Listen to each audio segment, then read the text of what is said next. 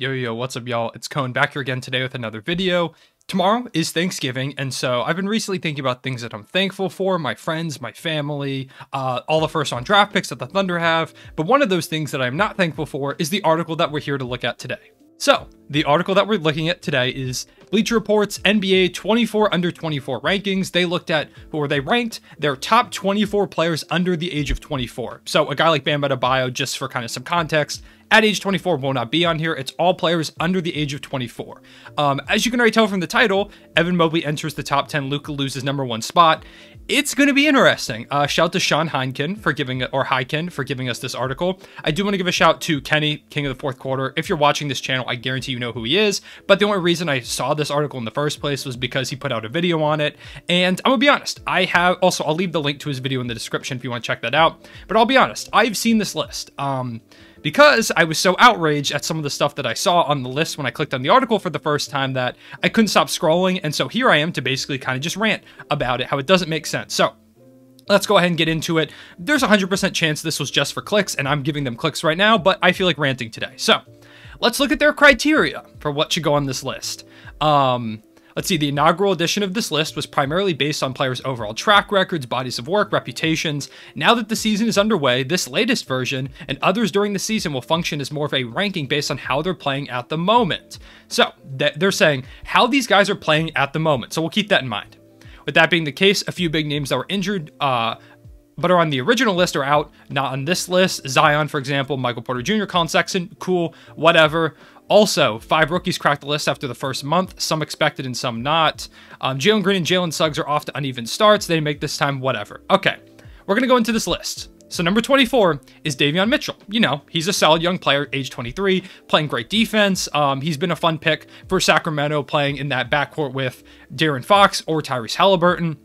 His offense, like it says, isn't quite there yet. He's shooting 26.7% from 3, but it's very early in the season. There's a 100% chance that that's going to come around a little bit more. But for right now, Davion Mitchell's been a solid player. At 23 is Shai Gilgeous-Alexander. Now, if you already can't tell, this pisses me off. It'll get crazier when we see who's above him, though. So why'd they put Shai all the way down here at 23? His shooting has fallen off a cliff. He's shooting 40% from the field after shooting 50.8% from last year. His three-point efficiency is down. These are all true. He's had a rough shooting start. He had a rough shooting stint at kind of the beginning. He really found his groove in the middle, and now he's kind of struggling a little bit more. He's been out the last couple games with an ankle injury that's been bothering him, so it says like this isn't the start here the Thunder wanted. He's staying on the back end of this list because he's been good enough through the first 3 seasons and shown that at his best he's worthy of being considered a franchise player, and he's earned the benefit of the doubt. Benefit of the doubt, you say? All right, cool. So let's see who's above him.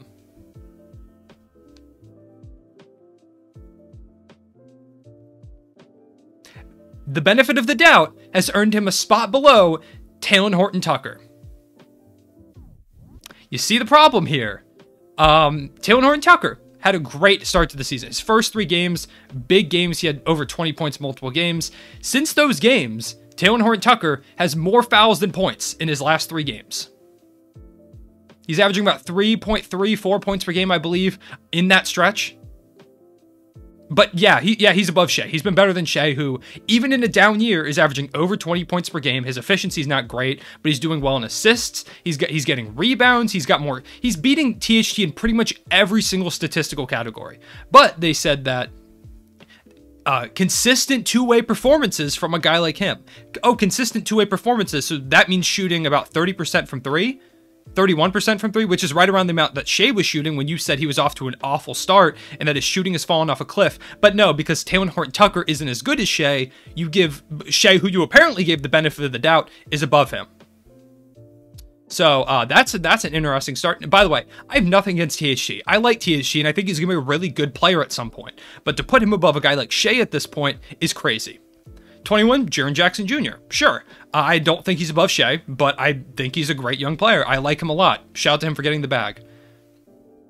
20 is Franz Wagner. He's been a very good pick so far. He's been great for the Magic. I like Franz Wagner's game. He's a two-way player. He plays offense, defense, shooting pretty good from 3, like they say here, 36%. He's a promising young piece, and yeah, I like his game. Don't think he should be above Shai, but you know, still good. Kevin Huerter, above Shai. averaging about 9 points per game on the season. So that's where we're at right now. 18, Tyrese Halliburton, cool. He's doing well. Hitting his threes, you know, he's doing good. Deandre Ayton, he's had a good start.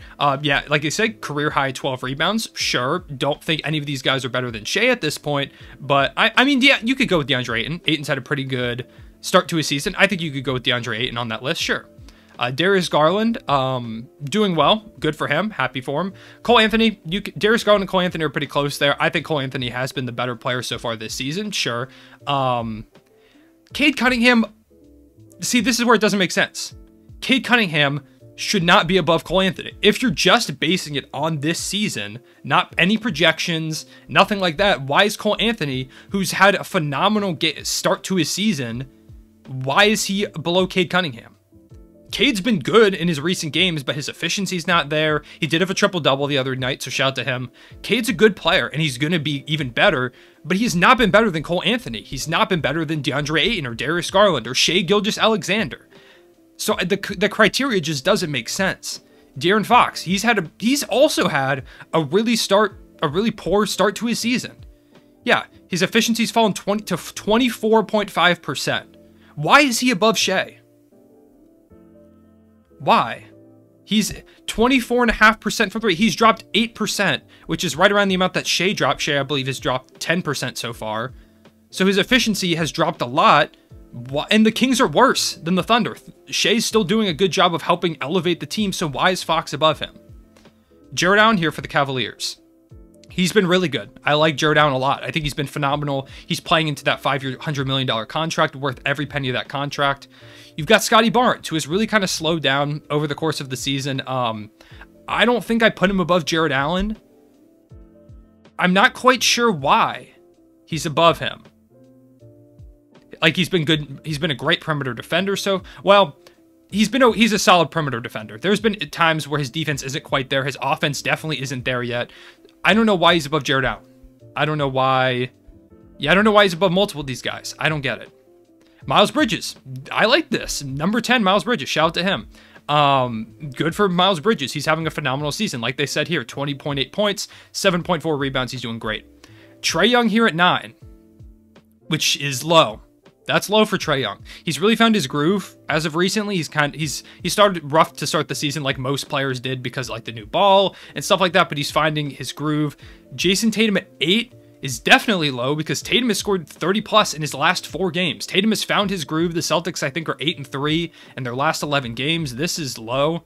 Evan Mobley. If you've watched this channel, Evan Mobley was my favorite prospect coming to the draft. He's one of my favorite rookies, probably only behind like Josh Giddey and like maybe the other Thunder guys because I'm biased. But I love Evan Mobley's game. He has not been better than Jason Tatum over the course of this season. He just hasn't been. He's out with injury right now, but Mobley's been phenomenal. He's not been Jason Tatum. He's not been Trae Young. He just hasn't. Tyrese Maxey at number 5. Once again, I love Tyrese Maxey. He's been one of my favorite players to watch this year. But he's not been better than Jason Tatum. He hasn't. He's stepping up big time. Maybe this has to do with like their role, like Shai being a little worse in a franchise player role, maybe dropped him down a ton, and Tyrese Maxey excelling. Like Tyrese Maxey hasn't done enough to be 18 spots above Shai or above Jason Tatum. He just hasn't. For Anthony Edwards, he's had a great start to the season. He's taken over this Wolves team. They're super up and down, but he's been good. LaMelo at 3. Sure, that makes sense. I'll go with it. Luke at 2. Yeah, he had an injury, so I get it. And then 1 is John Morant. So, I mean, John Morant at 1 here. If you're ranking it just based off what they've done this season, 100% I get it. Ja, Luka makes sense. LaMelo, sure. Has he been better than Tatum? Who knows? Anthony Edwards, has he been better than Tatum? Tyrese Maxey hasn't been. This list just isn't good. Somehow I missed Tyler Hero as well. Tyler Hero's not been better than Jason Tatum. I don't know how I skipped over Tyler Hero. He hasn't been. He's been great. He's been the 6th man of the year 100% so far. But he's not been better than Jason Tatum. He hasn't. Yeah, so this list sucks. Let me know what you thought about that. Let me know what you thought about this video, this rant video, and this list. Like I said, shout out to Kenny for kind of inspiring me to make this video. I made a tweet about this list that y'all are blowing up, so I appreciate y'all. Yeah. No, I'm trying to think of guys that they left off. Like, I guess Josh Giddey is someone you could consider leaving off. Yeah, Josh Giddey's definitely been better than Davion Mitchell so far. So he should definitely be on here if they're going to go with that. But, you know, if they're going to put Shea at 23, clearly they don't watch the Thunder anyways, so it doesn't matter. Yeah, so maybe we'll look at more of these lists when they come out. But for right now, this has been horrific. I appreciate y'all watching. Let me know what you thought of this article. Let me know if you want to see more article reactions like this where I rant about stuff. Yeah, this sucked. See y'all later.